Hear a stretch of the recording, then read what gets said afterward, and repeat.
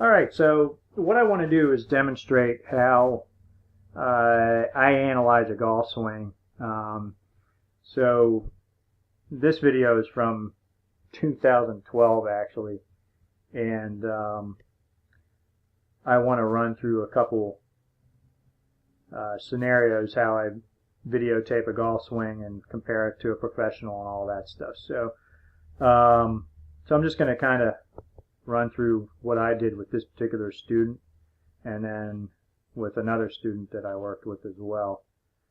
So first thing I've always done is draw half a box around the head just to kind of show how many people kind of sway away from the ball, whereas a tour pro typically stays pretty centered over the golf ball, particularly with a short iron.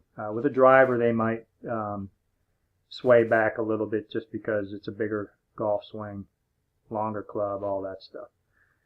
In this case, I also, for this student, I wanted to show the issue that he had with his setup.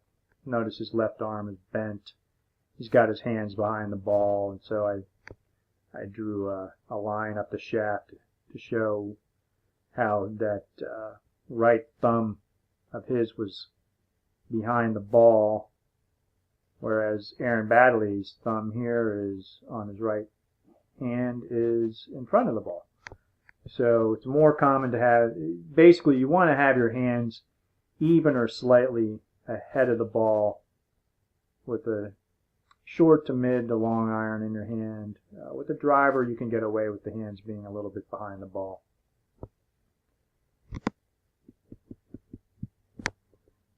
And then I took him to the top of the backswing and showed the positions that he's in here.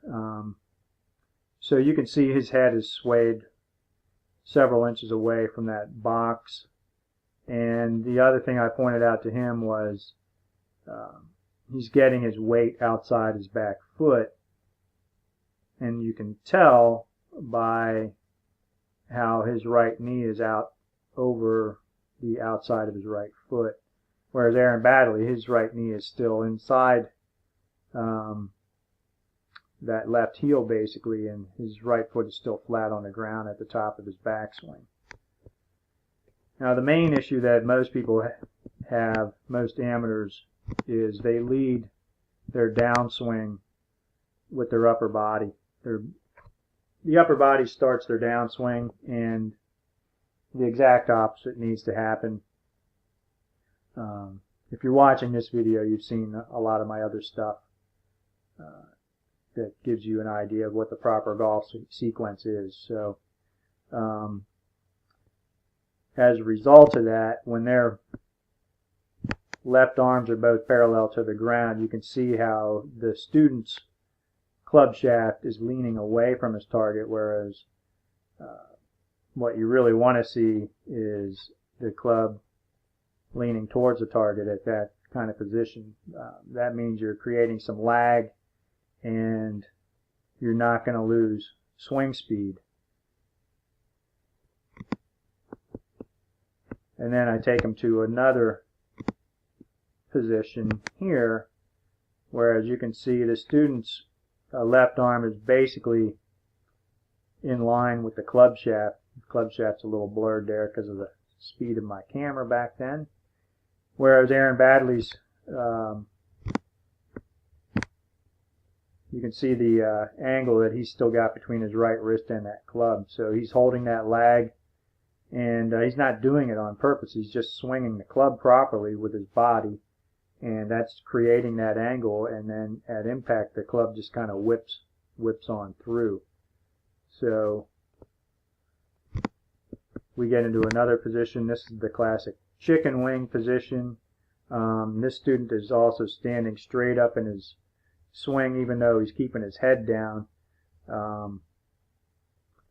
His body position is actually changed. So you can see that he's starting to stand up from this point here. His head is rising.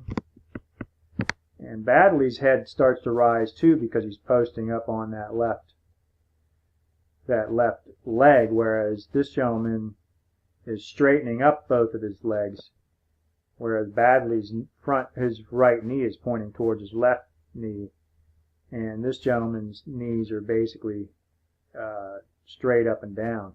So he's done everything with his upper body in this case, and now he's got that classic chicken wing position, which means he's basically trying to steer the ball.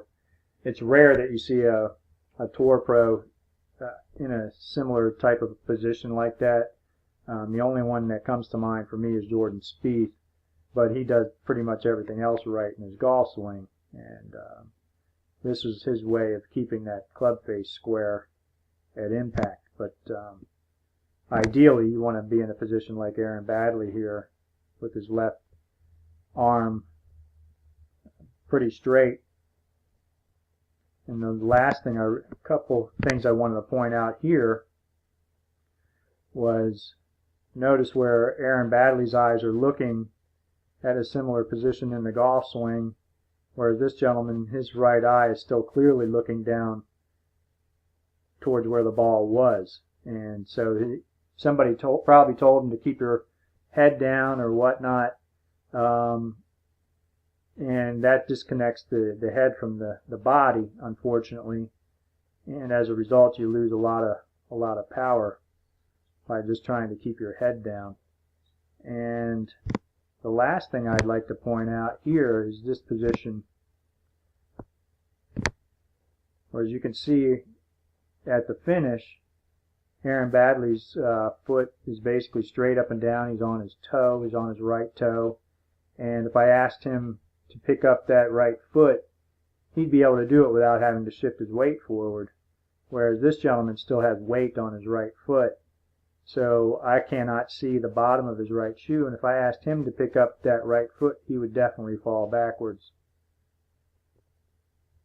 So that's pretty much how I look at a swing from this particular angle. And now let's have a look at another scenario. So from the down the line position, when you have a video camera, basically you want to get it set up at about hip level and in line with the hands. That's pretty much where you want to get it set up. So this gentleman here has a fairly decent setup, but you can tell he's got his weight kind of on his heels there. Whereas Rory McIlroy, you can see his weight is a little bit more forward. This is an old Rory McIlroy, obviously.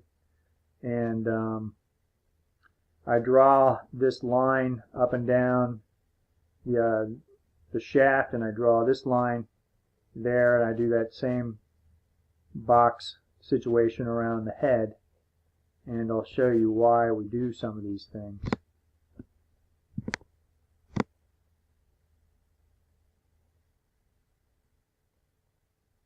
So you can see this gentleman has a lot of hip rotation going back, and he's actually starting to get some weight going forward before he's even started that downswing. And you can see that Rory doesn't have nearly as much hip turn going back, and so he's getting more loaded into his right leg.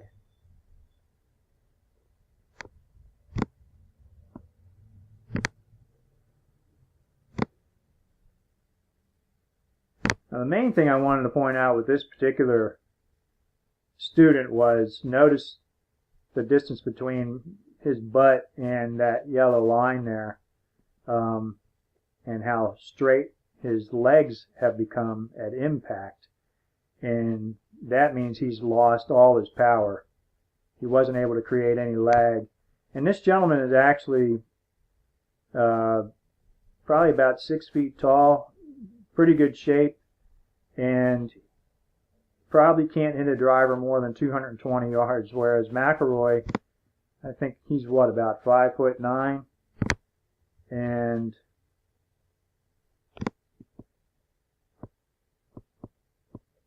he can carry a drive. I think I've seen him carry it at least 320 in the air. So just look at how much his hips are turned there.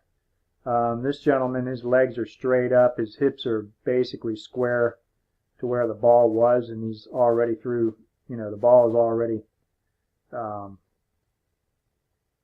he's already made impact with the ball there. So he's lost all his power by standing straight up, and it's just one of those deals where he led from the top.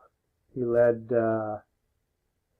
with his upper body, and his center of gravity is shifting upward through the downswing, whereas you can see that Rory is staying down through the ball at impact.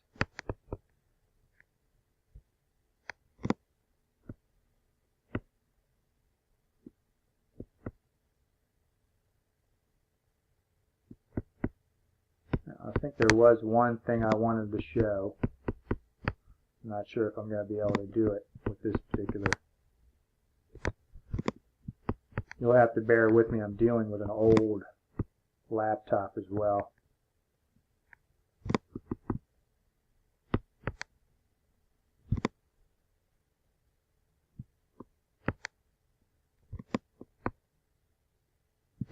Okay, so the other position I want to show is, notice where this club is in the downswing.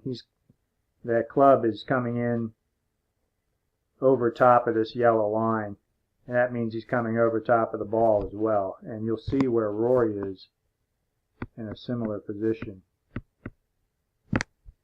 So you can see with Rory, that club is coming in from underneath that yellow line. And ideally, we'd like to have the club shaft at impact parallel with where you were at setup, and Rory's fairly close. And so is this gentleman here, but again, his club was coming in from over top that yellow line, whereas Rory was coming in from underneath. That means he has the ability to hit a draw, and this golfer can only hit a pull hook if he flips over his hands. And that's pretty much it for how I would look at a golf swing and analyze a golf swing, and I'm going to put some more comments in this particular post for you and whatnot. So hope you got a little bit out of that. And down the road, what you should do is get yourself a good full swing analysis, and whoever the teacher is should give you a copy of that. You'll be able to keep it, and then you should continue to monitor your own progress. You can pick up a copy of V1 software or some other software, and do this analysis on your own and be able to keep track of your improvements. So there you go, and we'll catch you down the road.